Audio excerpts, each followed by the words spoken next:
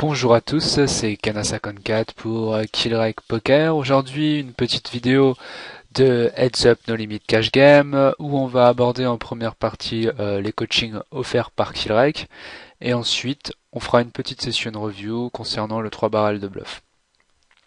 Donc, les coachings avec Killrake. Donc, comment va se passer mes coachings de Heads Up, de Short Ended ou de 3 Ended? Donc je coach n'importe quelle limite à partir de la NL50. Pourquoi la NL50? Parce que j'estime qu'en dessous, les joueurs ont moyen d'aller trouver les informations sur Internet pour être gagnants au-dessus. Donc, il y a aussi bien sûr le rake. Forcément, vous allez moins raquer quand vous jouez en dessous. Il faut que mes coachings soient rentables, bien sûr. Mais c'est surtout aussi, je pense, parce que les joueurs qui n'ont pas réussi à atteindre cette limite ont encore des bagages, ils ont un manque de bagages qu'ils peuvent trouver sur Internet. Et j'estime que c'est un manque de volonté finalement de ne pas avoir atteint ces limites. Et je veux des gens motivés dans mes coachings. Je veux des gens qui ont le temps, je veux dire pour ça, et des gens aussi qui ont vraiment la volonté, la motivation pour progresser. Ça sera une sorte d'accompagnement. Je ne compte pas juste faire un coaching par semaine, etc. Je compte vraiment accompagner l'élève dans son parcours et que ça dure 2, 3 ans ou plus, comme il le souhaite. Et donc, je ne vais pas être regardant sur les coachings donnés. Par contre, il faudra un minimum de volume et un minimum d'investissement qui doit être quand même énorme. Pour les personnes qui ont un travail, euh, je veux dire à temps plein, je veux dire c'est clairement pas possible de progresser correctement au poker. Pour les personnes qui, en sortant des tables, ne travaillent jamais leur jeu, ne regardent jamais de vidéos, ou, ou les personnes qui n'ont pas tout le temps envie de jouer, ça leur arrive de faire 2 semaines sans jouer, je veux dire, c'est juste pas possible. Je veux dire, on peut pas progresser comme ça. Il faut tout le temps, tout le temps, tout le temps continuer à réfléchir à notre jeu et tout le temps aussi jouer. Bien sûr, il faut aussi des pauses, hein, bien sûr, mais ce que je veux dire, c'est que je veux bien m'investir à fond pour la personne si elle aussi s'investit à fond dans ce qu'elle fait. Je veux dire aussi bien au niveau du volume par rapport au coach et aussi tout simplement par rapport au plaisir du poker. Voilà. Donc je pense qu'on peut passer maintenant à la partie stratégique. Je crois que j'ai tout dit en ce qui concerne les coachings. Oui. Sinon, petit parcours, enfin, je vous raconte un peu mon parcours comme ça par détail en présentation. Mais en gros, je suis un joueur de heads up principalement. Et je me suis mis récemment au short ended et au 3 ended et ça se passe très très bien. Euh, j'ai été coaché par un top reg FR qui aujourd'hui joue sur le point .com et qui n'est plus qui ne joue plus trop sur le point .fr, hein, donc il a déménagé en Thaïlande, il est assez connu, je veux dire sur des sites de poker français, donc sur les communautés poker stratégie et en ce moment je suis aussi coaché par Aaron Wilton Tilt de la communauté d'Ice Cracked. J'estime que c'est super important d'avoir un coach avec soi. Euh, je veux dire, c'est important. Il arrive que on ait des mauvaises passes et dans ces moments-là, ça arrive de perdre un peu confiance en son jeu et c'est important d'avoir toujours quelqu'un sur qui on peut s'accrocher. Surtout quand on sait que la personne là, euh, elle joue très proche de la perfection en fait. Voilà. Euh, donc on peut passer à la partie technique. Donc le 3 barrels de bluff. Le 3 barrels de bluff, c'est quelque chose que probablement vous ne connaissez très peu ou ne vous connaissez pas du tout même. Donc le 3 barrels de bluff, quand fait-on un bon 3 barrels de bluff? Alors déjà, je pense que vraiment la première finalement question qu'il faut se poser, c'est quelles mains les gens vont folder en général sur la river et quelles mains ne vont-ils jamais folder. Alors de base, on va partir du principe que personne ne foldera top pair et que les gens vont automatiquement folder seconde paire et moins. Voilà. Alors ceci n'est pas tout le temps vrai. Je connais des gens qui foldent top pair, j'en connais même beaucoup, et je connais aussi des gens qui called avec seconde ou troisième paire. Mais en général, les gens, quand ils ont top pair, ils ne lâchent pas. En particulier quand on parle des fiches, mais je vois très rarement quand même des fiches, par exemple, me coller avec une seconde paire. Ça m'arrive, mais rarement sur un 3 barrel comme ça de bluff. Donc ce qui est important, finalement, donc c'est de trouver maintenant des textures de board où les gens ont très souvent une seconde paire pour nous coller au turn et folder à la river. Donc on se rend compte que sur un board du type As 2, 2, 3, 8, ça va être très compliqué pour vilain d'avoir beaucoup de secondes paires pour coller turn. Il aura très souvent As-X. Par contre, est-ce que il va check call uniquement As-X et des PP au flop? Non. Ici, il y a des gens, ils check call King Guy par exemple.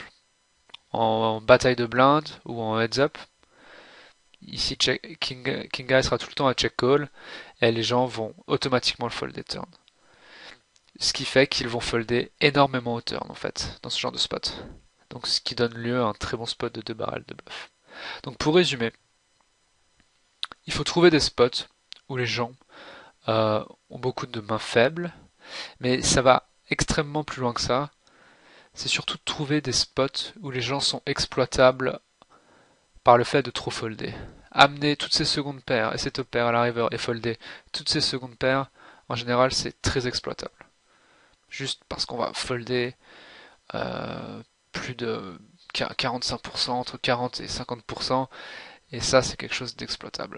Je veux dire, sur un bet de tiers pot, trois quarts pot, ce sera pas tellement exploitable, mais faut partir du principe qu'il aura deux secondes paires, certes, mais de temps en temps il aura aussi un tirage, il aura une troisième paire, et on se rend compte qu'au final les gens arrivent à folder de 50 à 60%, et même des fois beaucoup plus, river. Voilà. Donc je pense qu'on peut passer maintenant tout simplement aux exemples. Donc là j'ai As-3 offsuit, je décide d'open, donc on voit déjà que le vilain, il a des fold to see bet qui sont assez propices à un 3 barrel de bluff. Il fold très peu flop, très peu turn, mais beaucoup river. Je me fais 3 bêtes, il 3 bet 40%, donc c'est hors de question de lâcher As-3 offsuit ici en heads up contre quelqu'un qui 3 bet 40%, ma main a beaucoup trop d'equity. La question c'est est-ce qu'on doit préférer la 4 bet ou on doit préférer la flat? Et ça dépend. Je dirais que contre un joueur qui fold au 4 bet, probablement que c'est mieux de 4 bet. Mais c'est de plus en plus rare en fait les joueurs qui fold au 4 bet. On voit très souvent, surtout en heads up, les joueurs flat les 4 bet. Et c'était typiquement ce qu'il a fait en fait. J'ai hésité de 4 bet et il a flat. Donc à refaire à la main, j'aurais préféré flat pré-flop. Mais je pense que c'est encore ok de 4 bet quand on ne connaît pas. J'irai pas faire ça contre un fiche. Je vais décidément 4 bet les fiches très mergées. Je vais pas intégrer des bluffs comme Astro dedans, même si cette main a en réalité beaucoup d'équité contre une range de flat call. Le problème aussi, c'est que les fiches peuvent nous 5 bet light, beaucoup plus qu'un reg, je pense. Donc j'essaie de 6 bet, pas loin d'un tiers du pot sur 4-8-2. Donc là, je pense que on a clairement juste un spot où on va juste gagner de l'argent des tonnes. Tout simplement parce que je mise un tiers pot avec énormément d'équité et que c'est juste un board où il aura tellement pas touché. Je veux dire, faut penser à toutes les mains du type Valet 10, Dame 10, Dame 9, toutes ces mains-là qui vont folder. Et ça fait déjà un éventail énorme. Donc ici, je m'attends à ce que les gens foldent déjà 50% aussi bet. Quelque chose comme ça. Et quand je bet un tiers pot, avec cette équité, j'ai besoin de quelque chose comme, je sais pas, 10-15% de FE, et à dire que j'en ai 50, je fais énormément d'argent dans ce spot. Donc finalement, quelle est sa range quand il check call ici après avoir call un 4 bet? Donc sa range, elle ressemble à 8x. Il peut avoir des gut shots, mais je m'attends à ce qu'il en check raise une partie, surtout 5 et 6 par exemple. Euh, 6 et 7 peut check call, mais définitivement, je m'attends à ce qu'il check shove des mains en turn du type 7 et 6 ou du type backdoor flush draw. Je m'attends pas à ce qu'il check call deux fois pour folder sur la river. Donc il a l'air aussi d'avoir 8x, des pocket pairs possibles, des 4x, 2x ou alors des floats. Et aussi surtout des mains type SI, type As-Dame, As-Valet, qui n'auraient pas shove sur un 4-bet. Enfin, qui n'auraient pas 5-bet sur un 4-bet. Euh, mais sa range reste en général capée, j'ai envie de dire. Ici, j'ai tout à fait le droit, moi, d'avoir les As, les Rois, les Dames, les Valets, les 10. Même 9-9, 8-8. J'ai aussi le droit d'avoir des mains comme As-9, 10 et 9, après tout, en kick 4 bet de bluff. Des mains comme Valet-Dame, Valet-10. Donc ici, un second barrel, c'est super profitable et on met une énorme partie de sa range dans un spot très compliqué. Le sizing du second barrel, c'est intéressant.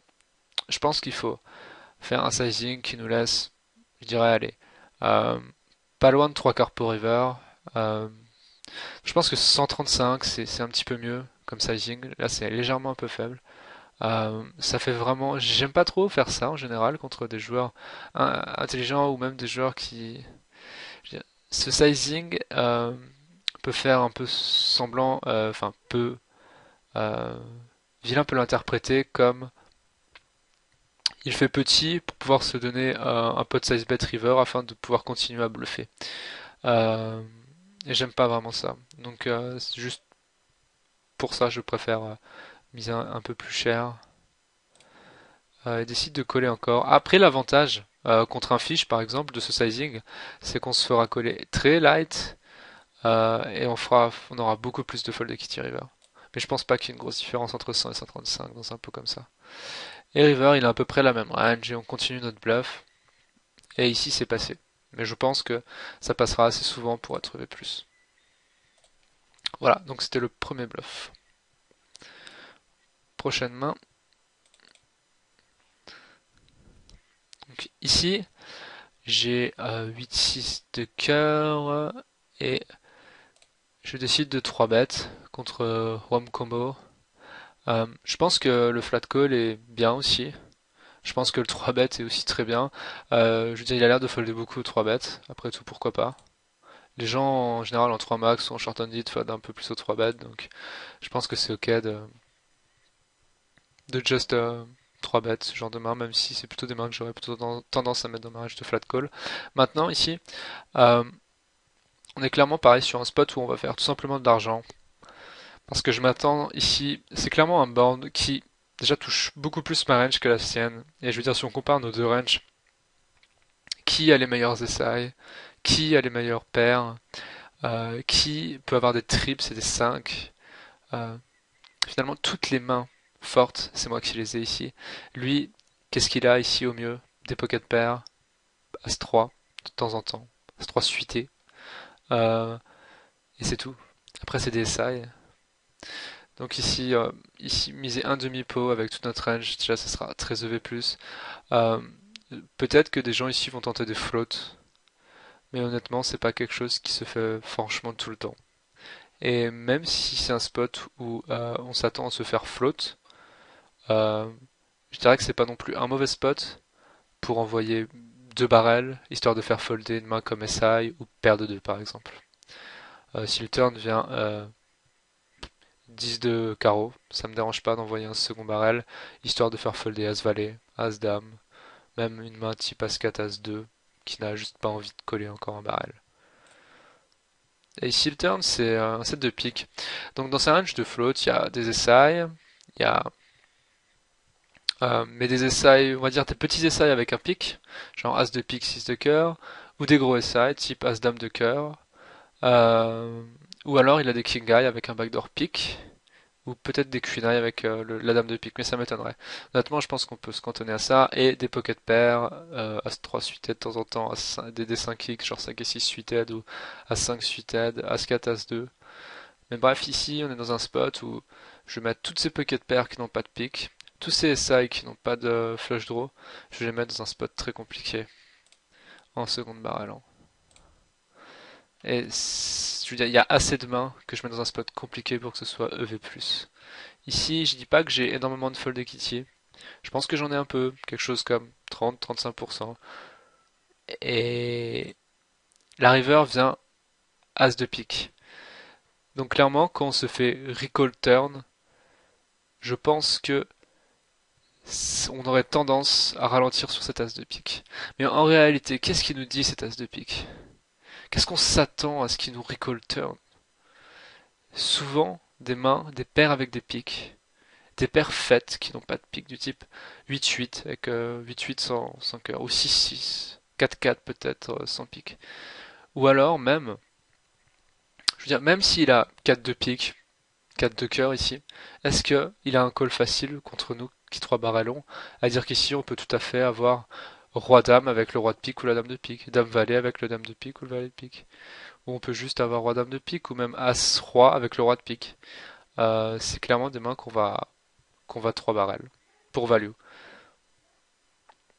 Et donc ici, je pense que c'est vraiment un bon spot pour shove dans la mesure où il aura vraiment tout le temps un bluff catcher. Ici, je m'attends vraiment jamais. Peut-être des fois on voit un roi de pique, genre roi de pique, dame de cœur, mais je m'y attends quand même plutôt rarement. Je m'attends à ce que ces mains-là aient tendance à shove le turn en fait. Donc en fait, je vois très peu de grosses flush dans sa range. Je pense que c'est un bon spot pour continuer encore. Et ici, c'est passé. Encore un spot. Alors ici, Jack 9 suited, c'est une main que je peux flat. C'est un peu comme le 8 et 6 suited aussi, je veux dire. C'est une main que décidément je pourrais mettre dans ma range de flat si je voudrais être équilibré. Mais comme j'ai dit, les gens fold beaucoup en général. Donc ici, j'ai décidé de squeeze. Je m'attends à ce que les gens juste fold beaucoup trop en général. Euh, le board, je trouve... donc je vais parler un peu quand même des ranges pré-flop. Décidément, la range de 2 beer 1 seeder, elle contient probablement, allez, As-Dame, As-Valet, As-10, mais aussi énormément de connecteurs assortis, de pocket pairs. Et c'est exactement pareil pour Small Blind, mais Small Blind ne peut pas avoir As-Dame, As-Valet car il aurait trop à être pré-flop. Donc la range de Small Blind est très faible et la range de To Be One Seeder n'est pas très forte non plus. Et moi je décide de 6 bet en 3 ways, ce qui représente énormément de force et en plus j'ai de l'équité. Donc ici je m'attends à avoir beaucoup de feu. Et c'est étonnant parce que c'est celui qui a la range la plus weak qui décide de me coller. Et ici, avec quoi va-t-il me coller? Est-ce qu'on s'attend à ce qu'il me colle avec Roi-Valet? Non. Est-ce qu'on s'attend à ce qu'il me colle avec Roi-Dame? Non. Je veux dire, je représente tellement de force ici que j'ai forcément très souvent un As ou Roi-Dame. Donc je m'attends pas à me faire coller par un gutshot, mais je m'attends peut-être à me faire coller par 8 et 9, euh, un petit As, peut-être un 10 des fois. Mais quoi qu'il en soit, c'est très compliqué pour moi de n'avoir rien sur ce spot. Et je représente encore énormément de force à seconde barrel. Le sizing est plutôt correct parce que là il va vraiment lui rester un 3 quarts pour river. Euh, j'ai de l'équité, j'ai de la folle d'équité. Euh, je peux représenter des mains. Et la river et le valet. Et franchement, je pense que là c'est vraiment une des meilleures cartes pour continuer à bluffer. Même si on a trouvé un valet, il faut pas s'arrêter en fait. Tout simplement parce que si on réfléchit au nombre de rois qu'il y a dans sa range, il n'en a pas. Je veux dire, je vois pas beaucoup de rois dans sa range ici, à part roi 10 peut-être, ou un as-roi slow playé, ce qui arrivera jamais. Donc il a vraiment presque jamais de roi ici, quoi. Il a très souvent un petit as, euh, au mieux double paire dame 10 s'il ne raise pas de turn. C'est ce que je m'attends à. Enfin, je m'attends à ce que normalement le gens raise turn. Donc ici pour moi il a un petit as tout le temps. Tout le temps, tout le temps, tout le temps, tout le temps. Peut-être des fois il a ce valet, et j'ai pas de bol, mais j'ai un bloqueur en même temps sur le valet. Mais en tout cas, c'est un spot, vraiment, je m'attends à avoir énormément de fold equity. Et ça passe ici. Un autre spot, en short ended cette fois-ci.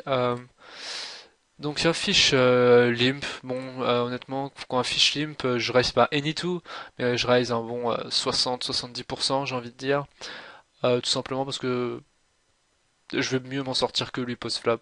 Euh, je veux dire, je vais pouvoir le bluffer, je vais pouvoir aussi le value better de façon sin. Je pourrais bluff catcher aussi. Bon, avec cette main, ça arrivera rarement, mais je vais tout simplement l'exploiter en fait. On va dire que du fait que je connais un peu les tendances des fiches, je peux l'exploiter de base et j'ai pas vraiment besoin d'avoir une range de raise équilibrée quoi. J'ai pas besoin de checker à 5 offsuit ici. À dire que surtout quand des mecs comme ça peuvent limp call des trucs abominables quoi. Bon ici on a un 6 bet automatique. Pourquoi? Je m'attends certes à ce que ce soit pas le board où j'ai le plus de fold equity. Déjà, je peux avoir une part de value dans mon c-bet parce que je peux value des draws. Il y a aussi une part de protection d'équité. J'ai pas envie de laisser un value of suits ces deux cartes vivantes. Euh, Si vilain check raiserait un temps soit peu, je pense qu'il faudrait check behind. Mais je pense ici que c'est un spot où de manière générale, 6x, quelques 2x, des gutshots, straight draw, vont être énormément call et foldés par la suite. Ici, je trouve de l'équité, c'est encore mieux pour continuer. Il peut encore avoir des 6. Je pense qu'il peut encore avoir des 6 quand il call turn aussi, des 9, des draws. Et le valet, c'est une des meilleures cartes, je pense, pour continuer à bluffer. Tout ce qui est valet, dame, roi, as, bon, ça me donne la note. Mais c'est aussi une très bonne carte à bluffer, je pense.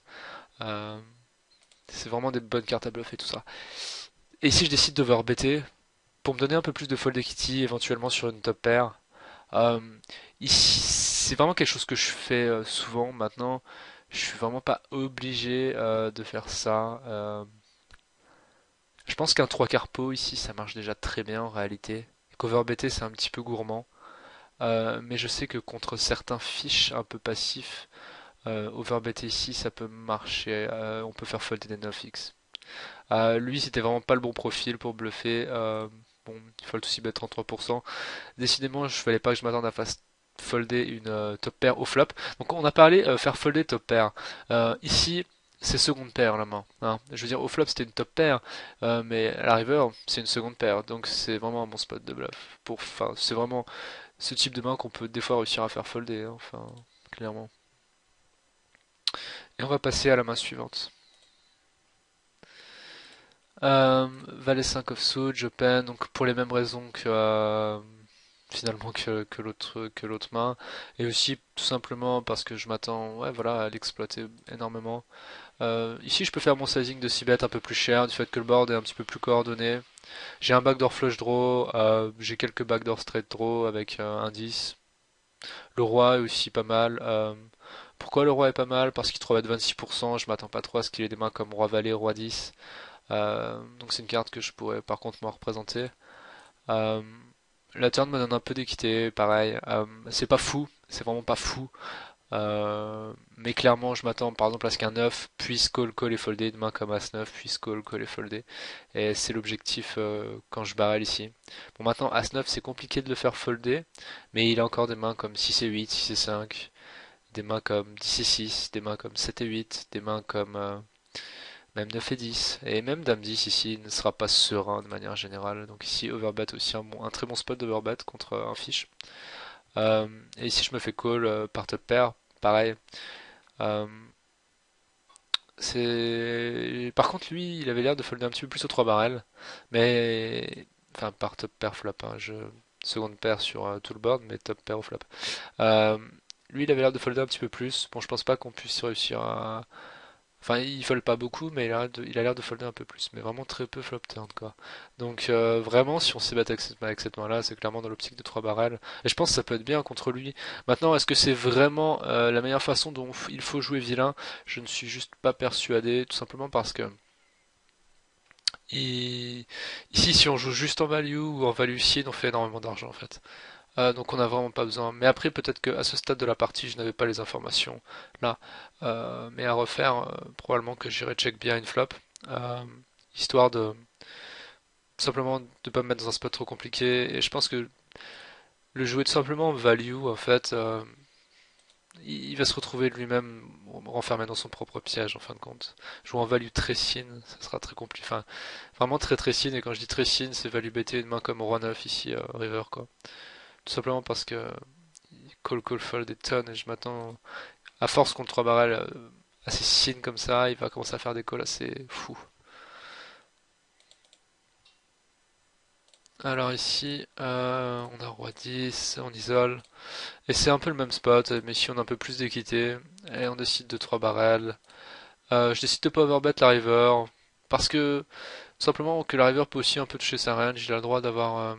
Enfin, je dis pas qu'il a le droit d'avoir des dames, mais il a le droit d'avoir un flush, une flush, il a le droit d'avoir dame 9, dame 8, enfin dame 8 non ça va être dur, mais dame 7.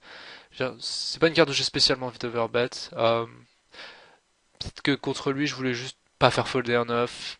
Euh, J'avais juste envie de... Enfin, faut se dire que c'est compliqué d'overbetter en fait ici. C'est bien de 3 barreler un sizing, je pense, du type... D'ailleurs, je pourrais même réduire mon sizing ici. J'ai fait un 2 tiers pot, c'est pas mal, 2 tiers pot. J'aurais pu mettre 58, ça aurait été bien aussi.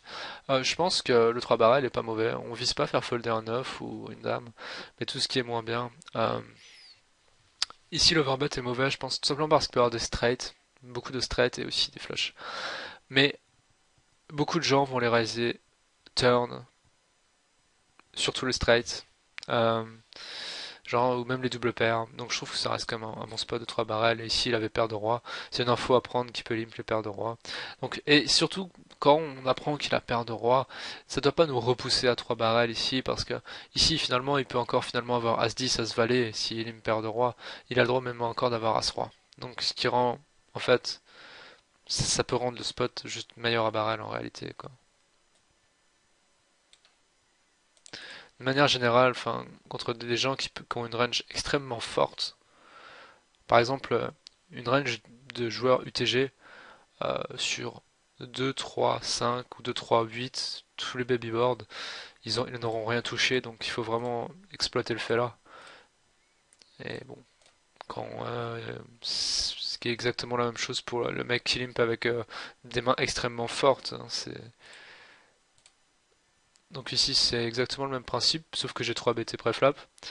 Ce qui est encore mieux car j'ai le droit d'avoir des overpairs finalement. Euh, bon, j'ai de l'équité, il peut encore avoir un 9, ainsi c'est définitivement le fold des rivers. Le roi est vraiment une des meilleures cartes à barreler avec valet dame as. Mais si la river est un 2, un 3 honnêtement, même un 5, je ne pense pas que ce soit un très mauvais bluff pour 3 barrels honnêtement. Je m'attends à ce que des gens fold des paires de 8, des paires de 7, des 6x, des 4x un peu pétés.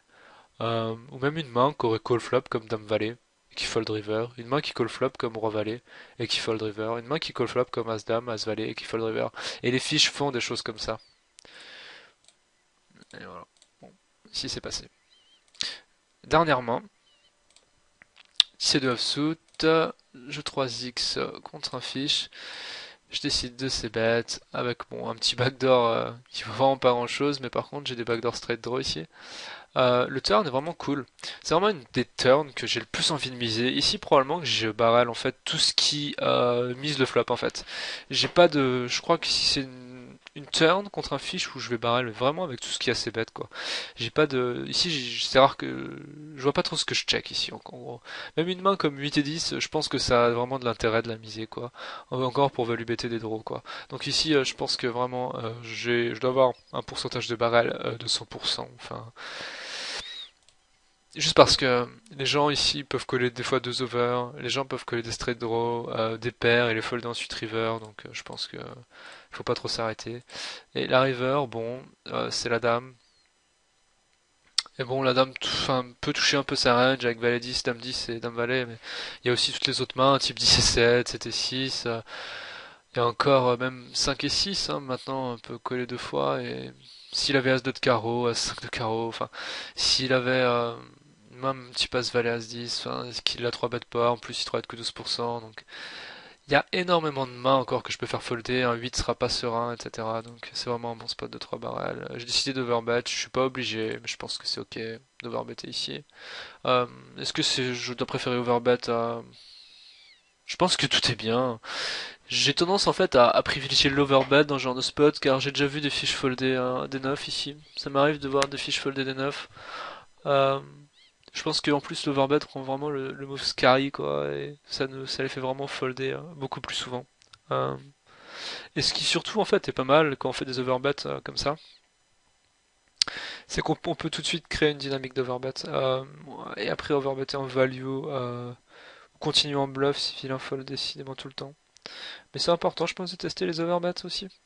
Ça, ça pourrait faire l'objet d'une autre vidéo peut-être. Voilà. Donc on a fini pour cette session review. Si vous avez des questions, n'hésitez pas à les poser dans les commentaires. Donnez-moi du feedback et si vous voulez commencer des coachings avec moi,